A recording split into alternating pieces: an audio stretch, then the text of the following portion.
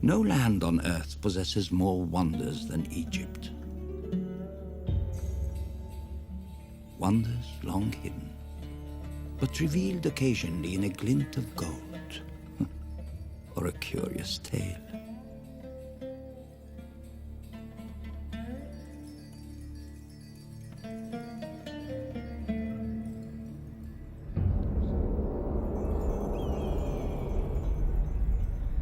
Our story begins with a death. The death of an unusual boy. Worshipped as the son of Ra, the sun god. He was a pharaoh of Egypt 3,000 years ago.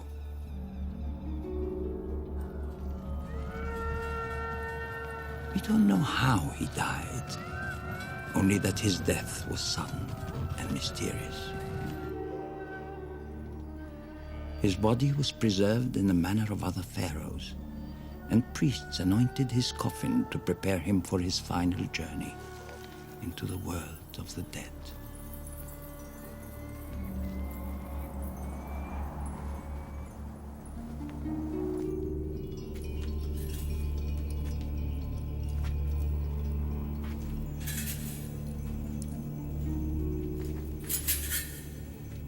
The rituals had to be finished before his father, the sun, descended into darkness.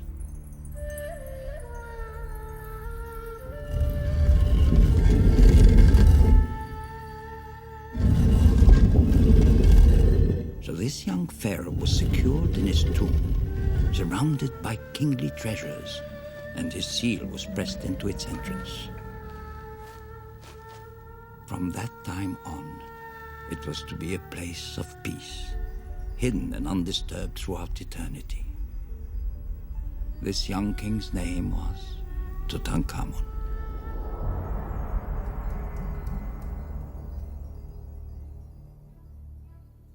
For 3,000 years, King Tut and his tomb in the Valley of the Kings remained concealed beneath shifting sands. Other tombs were discovered and completely pillaged, but not his. Believing he could find it, an Englishman named Howard Carter mounted 5 arduous expeditions, but they yielded nothing. In 1922, he returned to Egypt for a 6th attempt.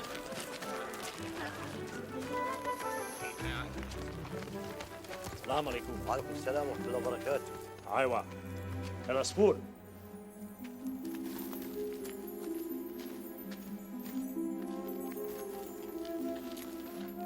That year, he brought a beautiful canary to brighten his spirits. إن شاء الله. The workmen called it the Golden Bird and told Carter it would bring them good luck.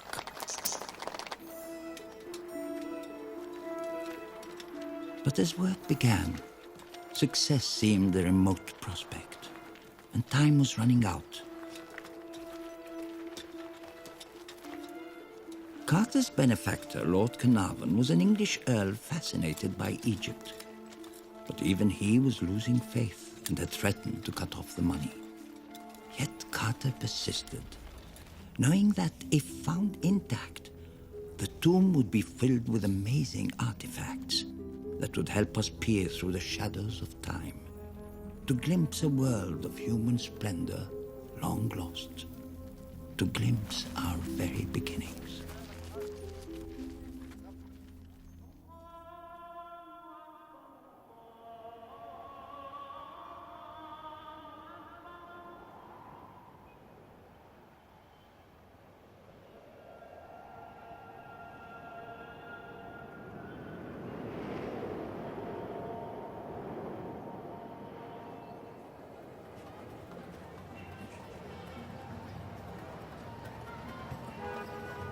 That's a great story, Grandpa, but I want to know more. You live here, and I know you can tell me the real story. About? Well, my friends want me to ask about the curse. How anyone who entered King Tut's tomb... Will have some terrible things happen to them. Yes, I know.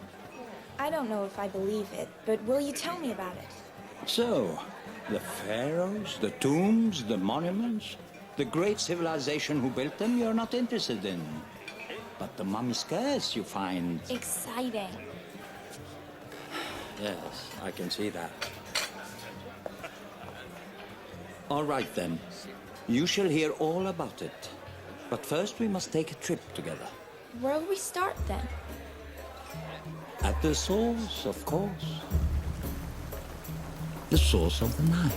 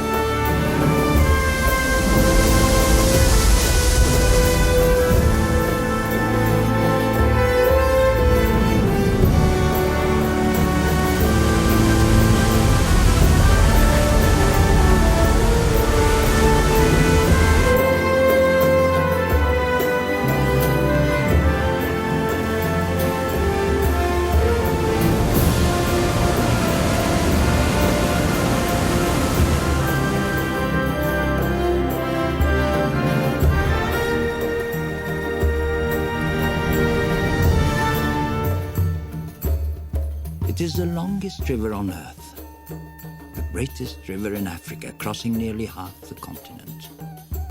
It is born of two rivers, the White Nile, which rises near Lake Victoria and heads north through Uganda, and the Blue Nile, which descends from the highlands of Ethiopia.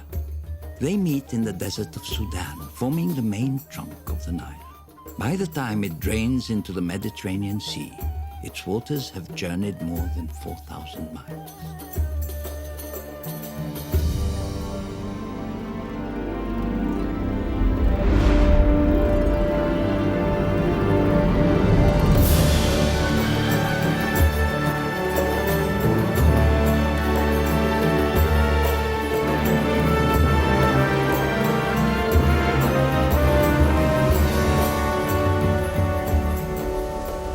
To the outside world, the source of the great river was an enduring mystery. But to the ancient Egyptians, the source was clear. The Nile flowed from the realm of the gods. But what has the Nile to do with mummies and curses? Everything. There would be no mummies, no ancient Egypt. In fact, no Egypt at all without her. You see, Egypt without the Nile is a desert, suitable for camels and scorpions, but not great civilizations. It's only here, along the floodplain of the Nile, that the desert's heat is softened and arid sand is turned to rich farmland. Nourished and irrigated by the Nile, Egypt became the longest lived of all the great early civilizations. In ancient times, so much water raced down from the lush valleys of Central Africa that the Nile overflowed its banks in seasonal floods.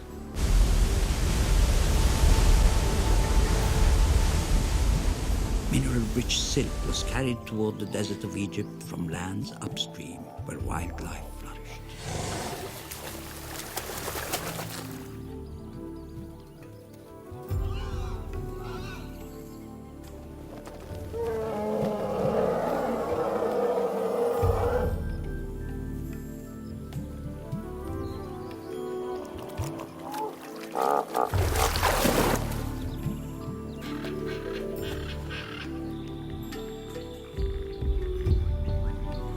Rich land made possible a vast farming culture and a stable civilization able to turn from daily survival to works of the mind.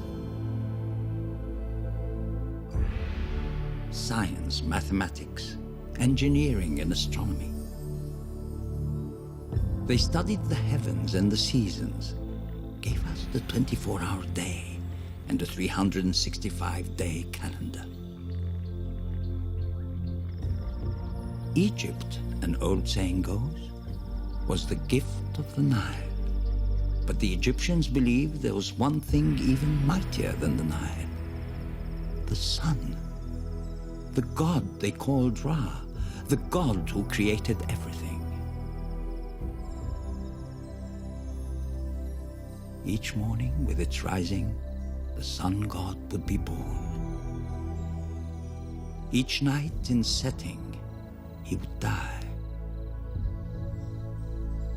But the next morning he would rise again, never failing. He was eternal.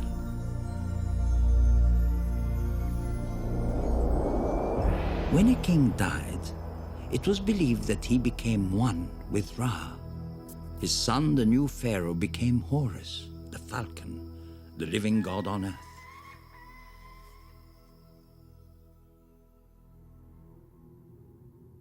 And so the Egyptians accorded their rulers absolute power, which they used to build an extraordinary empire.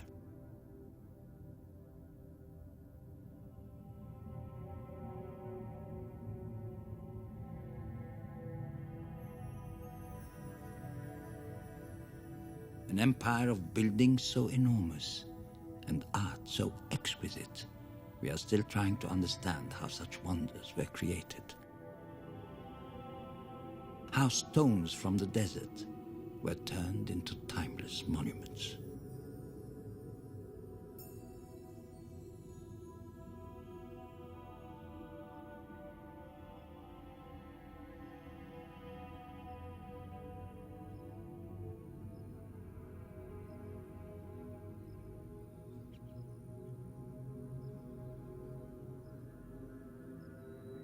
Some of the oldest buildings on Earth are here, preserved by the desert air and the skill of their creators. Some are so old that they had already stood 1,000 years when Tutankhamun was born.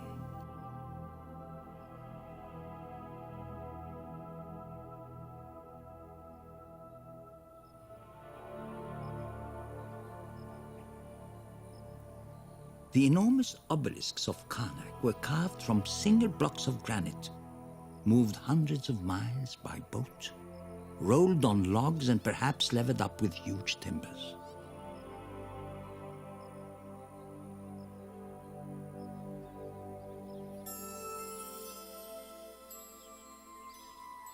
Giant statues of Ramses the Great carved at Abu Simbel are still some of the largest figures ever sculpted from solid stone.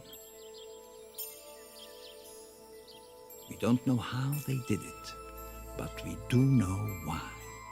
To honor the pharaohs, both in life and after death. Honor the pharaohs after death? Does that have anything to do with mummies? Yes. Look at Tutankhamun, for example. When the young king died, the priests sought to create a magical new body for him.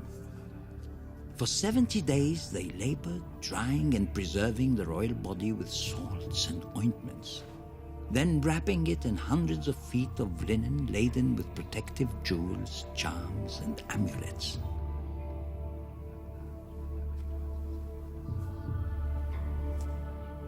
And finally crowning the mummy with an exquisite golden death mask.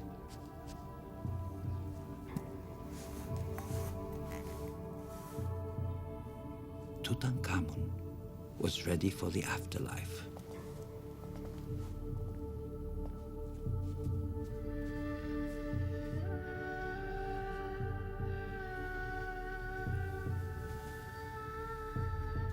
Had the boy lived and died 1,000 years earlier, he would have been buried like pharaohs long before him, in a monument of colossal proportions, the man-made mountain of stone called the pyramid.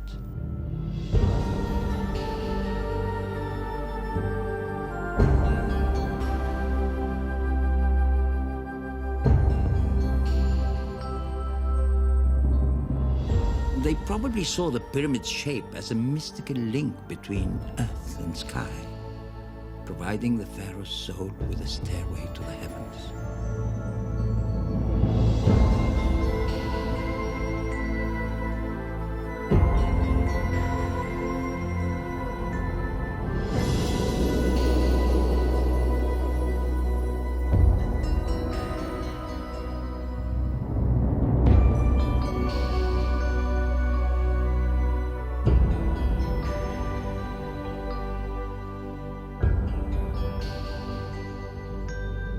Of the fabled 7 wonders of the ancient world, only the pyramids of Giza remain, built more than 4,000 years ago.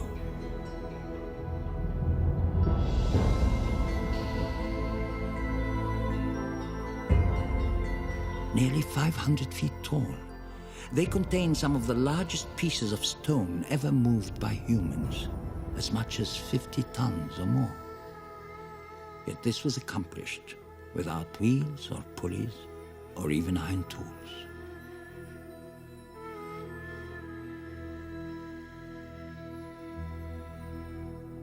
How in the world did they do it without modern machinery? The gods certainly didn't do it.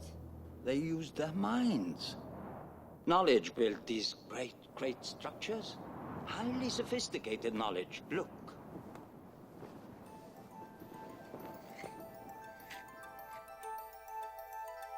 All of the Giza pyramids are built in perfect alignment with certain stars. That takes a knowledge of astronomy. The pyramid's foundations are laid out in perfect angles and dimensions, precisely correct for the height they wanted to reach. Now that takes knowledge of geometry and mathematics. And finally, you must get these big stones from down here to up there. And you must make them all fit perfectly. Now that takes knowledge. An incredible knowledge of engineering and organization. Organization? Absolutely. You just said so yourself. It wasn't the gods who built these great monuments. It was people. Thousands and thousands of people.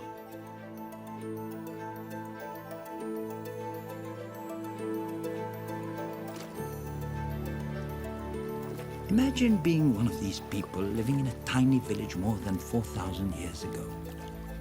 Life would be pretty much the same, day in and day out, farming, herding cattle, fishing in the Nile.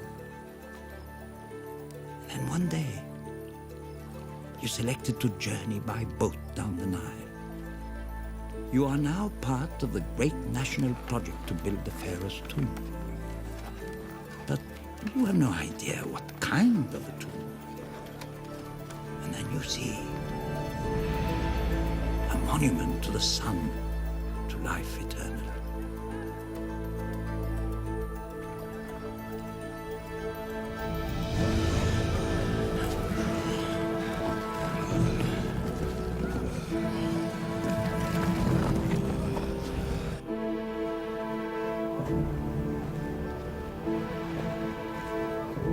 How did they move such heavy stones to such great heights?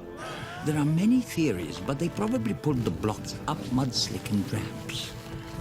Raising the ramps as the pyramid grew, masons then set the stones with such precision a postcard couldn't fit between them.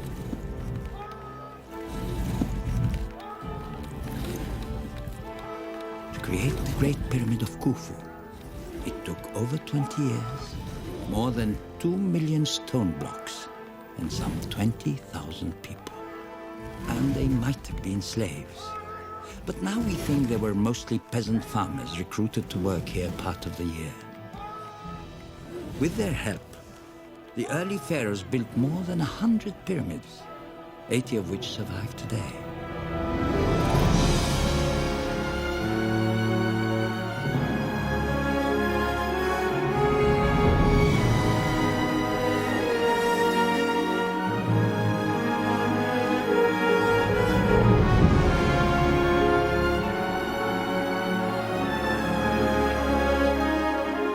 What about the kings who came later? You told me King Tutankhamun wasn't buried in a pyramid. No, he wasn't. They stopped building them, and for good reason. There were robbers who cared far more about heaps of gold than an eternal journey. The pyramids to these thieves were like enormous billboards saying, "We've buried the king in here, and all his treasure with him."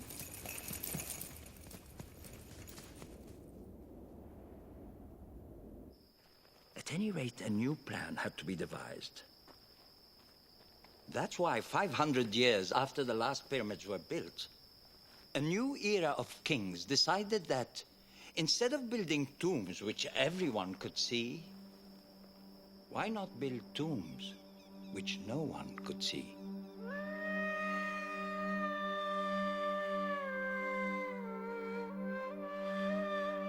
"300 miles south of the Great Pyramids, across the Nile from the modern city of Luxor, is this barren maze of valleys in the shadow of a natural pyramid.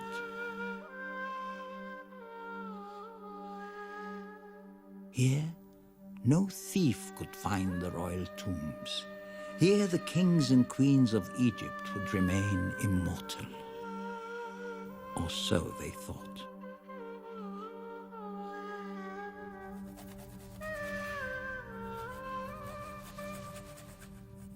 But greed breeds ingenuity.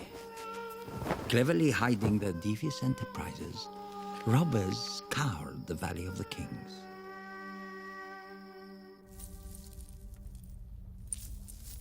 Over time, each of the valley tombs was found, broken into, and completely plundered. Except for one. Except for the tomb of Tutankhamun. That, at least, is what Howard Carter believed. And if he was right, it would be the greatest archaeological discovery of modern times. But after 5 years, he still hadn't found it.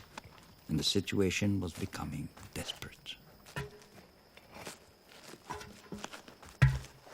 Then, on the morning of November the 4th, 1922, a water boy trying to secure his jug hit an unusual rock.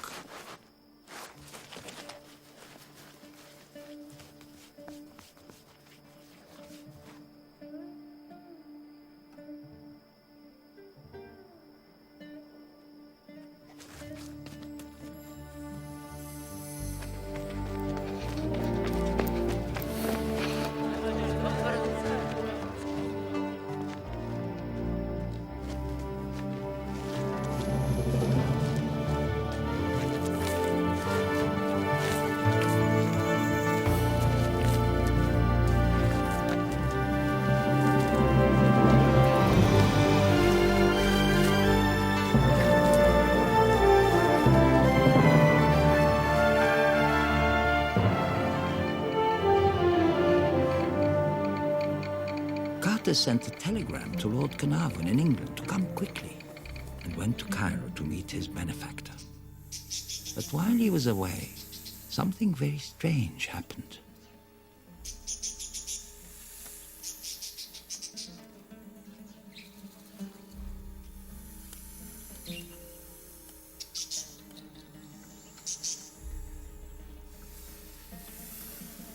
The golden bird that had brought him luck was killed by a cobra.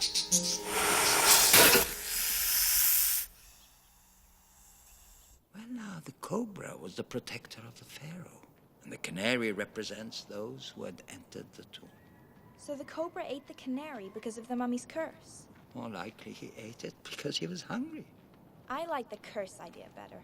Well, certainly the workmen believed it was the curse. The death of the golden bird was a bad omen to them. It meant that someone close to the project would die within the year. Rumors of a curse mattered little to Carter. He hoped his dig would uncover a tomb like this one. The tomb of a pharaoh named Ramses VI, who ruled long after King Tut. Carter wanted to find treasure, but if not, something just as precious. Pictures. Hieroglyphs that would reveal priceless knowledge of how the ancients lived and what they believed. These images are from the Egyptian books of the dead, passports to eternity which were buried with the mummy.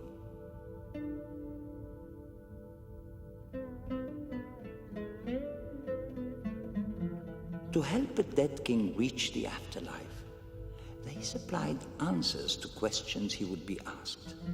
Spells to deflect dangers along the way.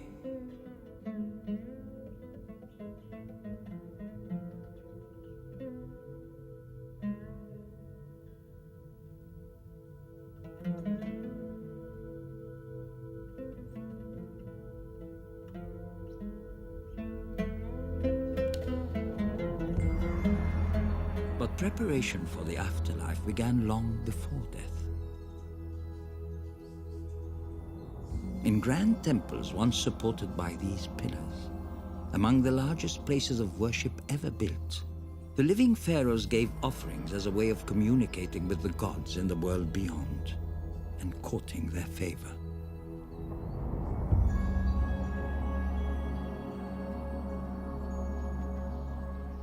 Both immense and colorful, temples like the great structure called Medinet Habu were the settings for magnificent rituals that proclaimed to all not only the pharaoh's power and wealth, but his devotion to the gods he would one day join on a journey through eternity.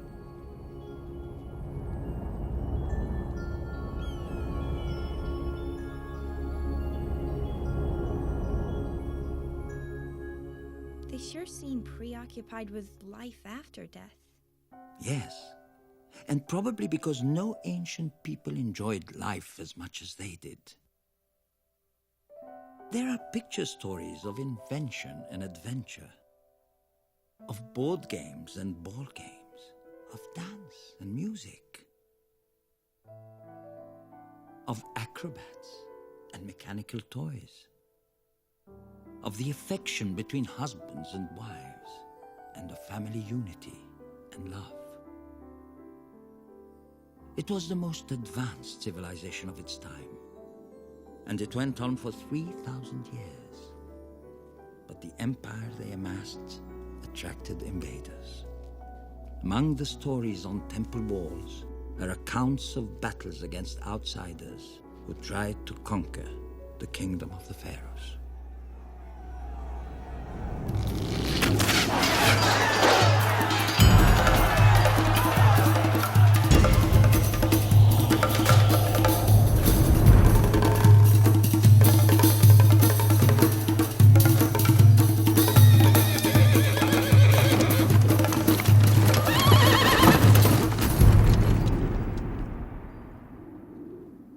But the invading empires became more powerful, even more determined. And so, gradually, inevitably, the kingdom of Egypt began to crumble. Well, how could a place as powerful as Egypt just collapse? Actually, many things happened. But mostly it was the weakening of the pharaoh's power through civil turmoil, making Egypt vulnerable to invaders. Little by little, much of the pharaoh's great empire, along with its secrets, was reclaimed by the desert.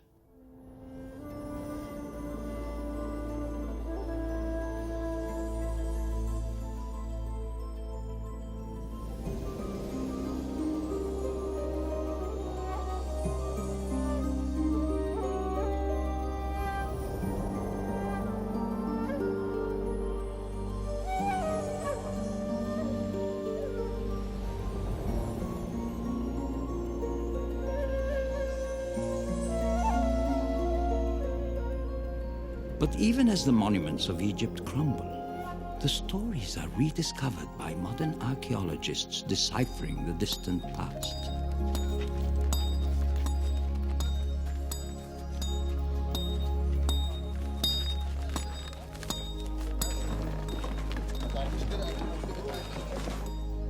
Scholars and artists are preserving the Great Sphinx for all humanity.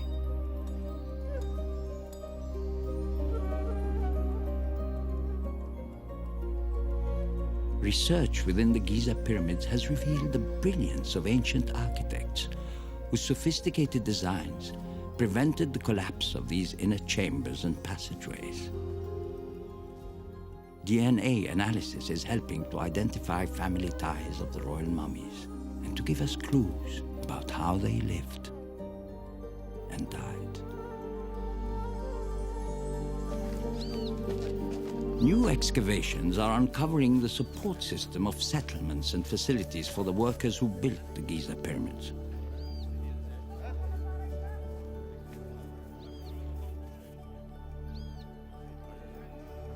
These new discoveries and many more owe themselves, at least in part, to one discovery, not quite as modern, of the tomb of a teenage pharaoh.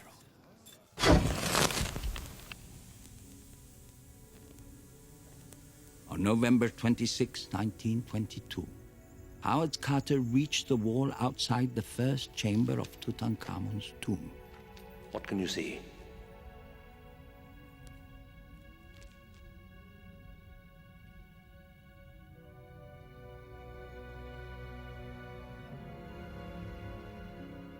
Carter, please, can you see anything? Yes. Yes. Wonderful things. Wonderful things.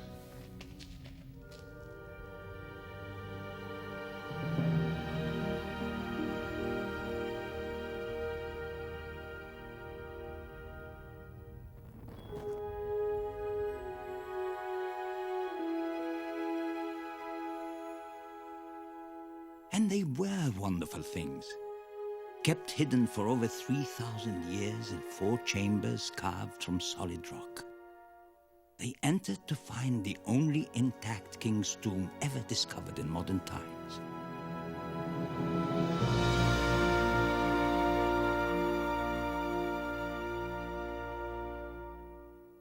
And in the burial chamber, 4 golden shrines. Inside the 4th shrine, 3 golden coffins, one inside the other, and at the center, the mummy of the boy king Tutankhamun.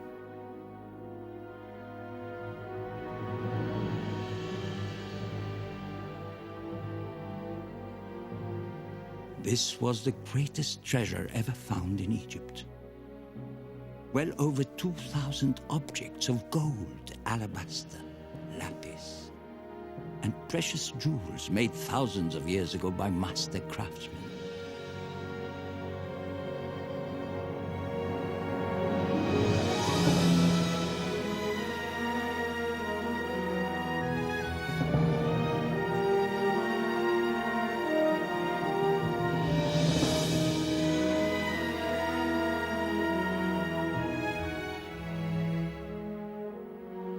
They gave us a personal glimpse of a royal life in ancient Egypt and fueled our drive to continue searching, to continue learning.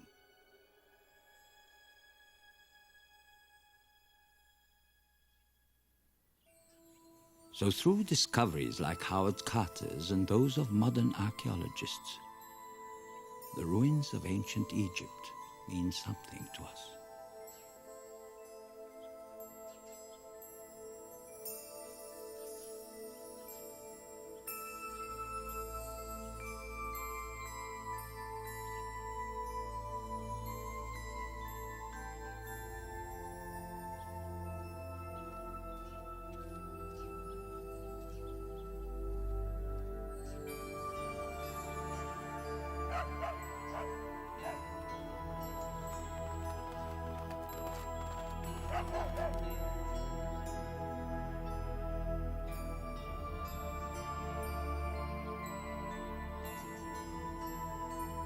The stone creations that still loom up from the desert are mute testaments of humanity's great stride forward, from hunters and gatherers to builders of majestic structures to dreamers of grand dreams.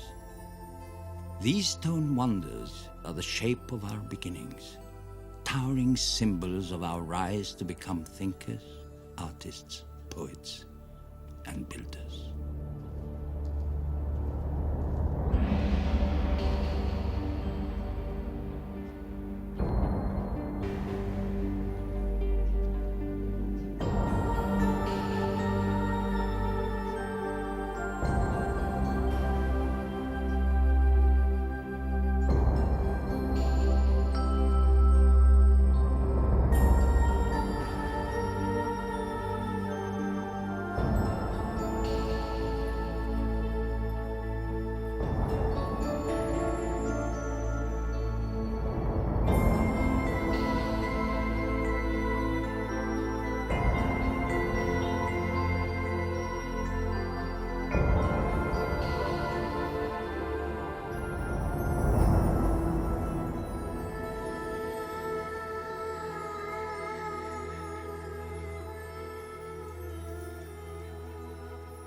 These great monuments keep us humble too. After all, they managed to survive for nearly 5,000 years. How long has our modern civilization been around in comparison? Not very long. Not very long. Now, as to the matter of the curse. Lord Carnarvon died from an infected mosquito bite 5 months after King Tut's tomb was opened. So it is true, after all. Well, Lord Carnarvon did die an untimely death. But Howard Carter lived to be 65. And the little water boy, who was one of the first into the tomb because of his size, lived to a ripe old age, as did most of the workers. Clearly, there was no curse of death. But beyond all of that, a curse, you see, flies in the face of everything the Egyptians believed in. You mean life? Yes, life.